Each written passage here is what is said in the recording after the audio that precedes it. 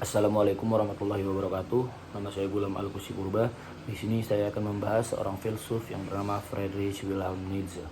Lahir pada 15 Oktober 1844, meninggal pada 25 Agustus 1900. Merupakan seorang filsuf Jerman dan seorang ahli ilmu filologi yang meneliti teks-teks kuno, filsuf, kritikus budaya, penyair, dan komposer. Dia menulis beberapa teks kritis terhadap agama, moralitas, budaya, kontemporer, filsafat, dan ilmu pengetahuan, menampilkan kesukaan untuk metafora, ironi, dan pepatah. Dia merupakan salah seorang tokoh pertama dari eksistensialisme modern yang ateis. Ia merupakan seorang putra dari pendeta Lutheran Karl Ludwig Nietzsche yang lahir pada 1813, meninggal pada 1849, dan ibunya bernama Franziska. Friedrich memiliki nama lajang Euler yang digunakan pada 1826 sampai 1897. Ia diberi nama tersebut untuk menghormati Kaisar Prusia Friedrich Wilhelm IV yang memiliki tanggal lahir yang sama. Adik perempuannya Elizabeth dilahirkan pada 1846. Setelah kematian ayahnya pada tahun 1849 serta adik laki-lakinya Ludwig Joseph 1850, keluarga Friedrich pindah ke Naumburg dekat Saale. Pada tahun 1858, Nietzsche masuk sekolah asrama di Forta dan memperoleh nilai tinggi dalam bidang agama, sastra Jerman, dan zaman klasik. Setelah lulus dari Forta, pada tahun 1864, ia belajar di Universitas Bonn bidang teologi dan filologi klasik. Sayangnya hanya setahun ia belajar di sana dan kemudian pindah ke Leipzig.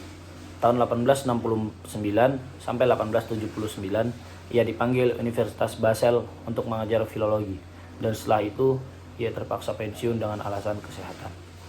Kehidupan produktif Nietzsche berlangsung hingga 1889, hingga pada akhirnya tahun 1900 ia meninggal karena penyakit kelamin yang dideritanya. Filsafat Nietzsche adalah filsafat cara memandang kebenaran, atau dikenal dengan istilah filsafat perspektivisme. Ia meyakini bahwa manusia tidak dapat menjadi kreatif, tabah, atau mencintai sesuatu jika tidak mampu untuk mengamati dan mempercayai sesuatu selain diri mereka sendiri. Manusia hanya dapat memiliki persepsi jika mampu membuat kesalahan.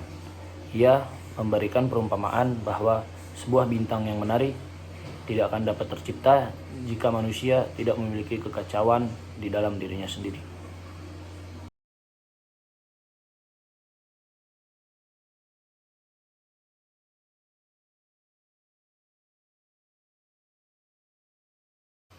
Nietzsche juga dikenal sebagai sang pembunuh Tuhan. Dalam Al-Sosbrat Zarathustra, ia memprovokasi dan mengkritik kebudayaan barat di zamannya dengan peninjauan ulang semua nilai dan tradisi atau Umwertung aller Werten yang sebagian besar dipengaruhi oleh pemikiran Plato dan tradisi kekristenan. Keduanya mengacu kepada paradigma kehidupan setelah kematian, sehingga menurutnya anti dan pesimis terhadap kehidupan. Walaupun demikian, dengan kematian Tuhan, berikut paradigma kehidupan setelah kematian tersebut. Filosofi Nietzsche tidak menjadi sebuah filosofi nihilisme, justru sebaliknya, yaitu sebuah filosofi untuk menaklukkan nihilisme. Dengan mencintai utuh kehidupan dan memposisikan manusia sebagai manusia purna, Ubermensch, dengan kehendak untuk berkuasa, Der Wille zur Macht. Selain itu, Nietzsche dikenal sebagai filsuf seniman dan banyak mengilhami pelukis modern Eropa di awal abad ke-20. Seperti Franz Marc, Francis Bacon, dan Giorgio de Chirico. Juga para penulis seperti Robert Musil dan Thomas Mann. Menurut Nietzsche, kegiatan seni adalah kegiatan metafisik yang memiliki kemampuan untuk mentransformasikan tragedi hidup.